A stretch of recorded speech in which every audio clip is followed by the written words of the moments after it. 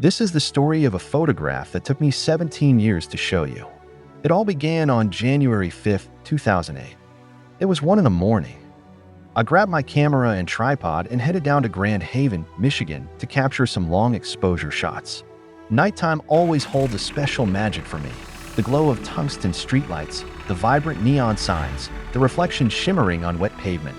I didn't have a specific subject in mind that night, but I was thinking a panoramic shot and I settled on the street.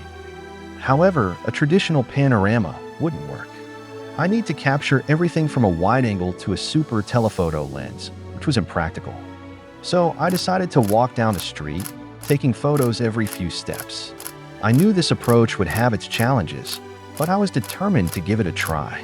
Back home, I tried to stitch the images together using Autopano Pro, but it failed miserably due to parallax displacement. Imagine a tree.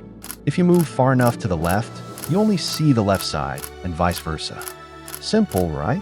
I tried stitching them manually.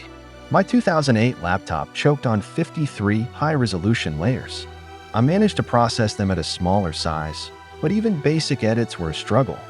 The project was abandoned, the files labeled sticky, like trying to assemble a puzzle with sticky notes on the wall. Fast forward to 2025. I stumbled upon those files while searching for something else. I thought, why not give it another try? This time, my computer handled the 53 layers effortlessly. I carefully aligned each image, making minor adjustments. I embraced the Mosaic effect, resisting the urge to create a perfectly seamless blend. The final Photoshop file was massive, 82,384 pixels wide by 2570 pixels tall. Uploading an 80,000 pixel image for web viewing was impractical, and downscaling it to fit a 4K screen would result in an almost unrecognizable thumbnail. So I changed my strategy. I decided to turn it into a video. And here it is, the result of a 17-year journey.